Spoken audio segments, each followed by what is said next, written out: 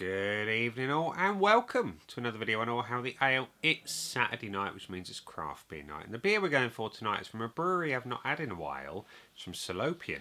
It's from this one. It is Sabotage, and Sabotage is a double dry hopped pale ale weighing in at 5% ABV.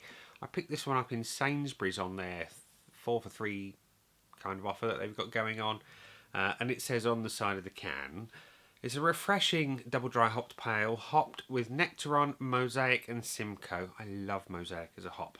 I know plenty don't. I actually think it tastes of onions, but it doesn't to me. Anyway, its delightful stone fruit and citrus aromas complement flavours of pineapple and grapefruit. Its gentle bitterness and soft, pillowy mouthfeel make this a highly drinkable pale, and it pours naturally cloudy. So yeah, like I say, I haven't had a Salopian beer in quite some time. And they've always been fantastic. So I'm hoping this one lives up to expectations. So without further ado, we're going to get it out into a glass and see what we think. So we're going to pour into my vocation glass today, because we can. And the pour is cloudy, naturally, as it says it would be. Quite pale, quite well carbonated, shall we say. I've got a little excitable there on the pour, not masses. And what we've got is like the cigarette from The Fifth Element that's like that. Well, it's not quite as bad as that, but look at that. It's mostly head. The cigarette was like 90% butt and 10% cigarette in the film. But anyway, you get the point. There's a lot of head. So colour's nice, like a pale, verging on orange, kind of lemony yellow colour, with a good level of haze and a solid 3 fingers of white head. Let's have a whiff. Oh, it smells lovely. That's absolutely glorious. It's nice and tropical all the way through. There is citrus, there is pineapple, there is stone fruit, but it's mostly on that pineapple and citrus. It smells glorious, actually. Very, very nice. Good strength to that. It's a full 5 out of 5 on the aroma, in terms of the level. Anyway, looks good, smells fantastic. Let's see what it tastes like. Cheers.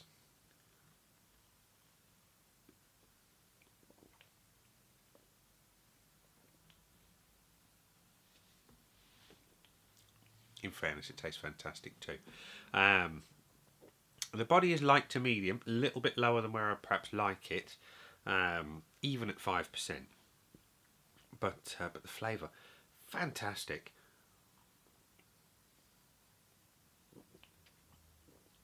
The carbonation is quite prominent, but not massively so, and all it does is kind of serve to push that flavour around the mouth quite nicely. Speaking of which, there is a pleasant bitterness. It's not OTT, it's about a 2.5 out of 5 on the bitterness strength, shall we say.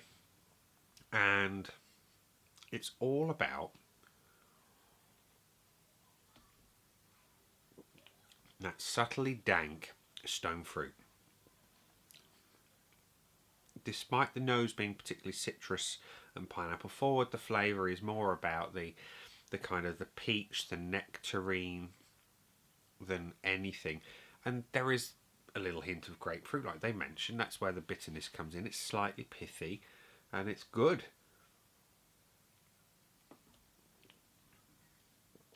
The double dry hopping just adds a little something. It's not quite so chewy.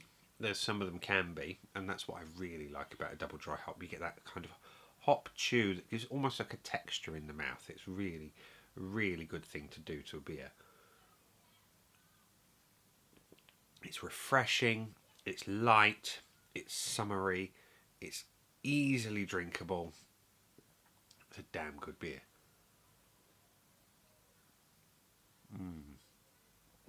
And at 5%, it's relatively sensible as well. It's 2.2 units in the can, which is, like I say, more sensible than, say, an 8%er or a 9 or a 10. You've got plenty of flavour, and that is, for me, the most important thing. And it's rare to find this much flavour in a 5% beer. So without further ado, we're going to go to the scoreboard of joy which looks something like this. Empty right now. And we're going to fill in some points with the red pen of judgment as always. And we're going to start with the visuals. It's a nice colour beer, a good level of haze. It does pour a little exciting. Maybe that's just from the, maybe not. I was going to say the slightly aggressive pour, but no, not too bad. It's a beautiful colour, good level of haze. It looks good for a pale, and I can see no reason to give it anything less than a full point. And the aroma as well, like I said before, it smells fantastic. It's a good strength. It's a strong 5 out of 5 level of pineapple and of citrus. And it just smells like you want to drink it. It smells like sherbety goodness. And there's nothing to dislike about that. So we're going to give it the full point. And the body, like I say, it's light to medium, which is a touch under where I'd want it to be. I'd want it sitting more towards the medium. The carbonation is good though. There's plenty of it, and it just pushes the flavour around, like I said.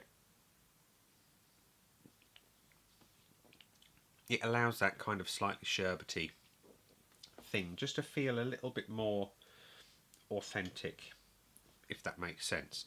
But like I said, I just want a bit more. So I'm going to go the point 0.7 on that one. I just want more. The flavour though, can't fault that. It's slightly dank, which is fantastic. I love that about the mosaic hop. It brings that really to the fore. You've got that beautiful stone fruit flavour. You've got that hint of pithy bitterness. It's a good level of bitterness. It's a well balanced beer. You've got plenty of hops. You've got plenty of the malt coming through.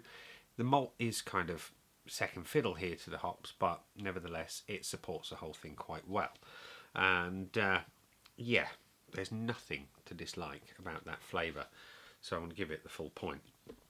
And the same on the finish. I like my pale ales to be hoppy, bitter and long. This one is hoppy, it's relatively bitter, and it's reasonably long, but with a hint of juice. It is a juicy finish.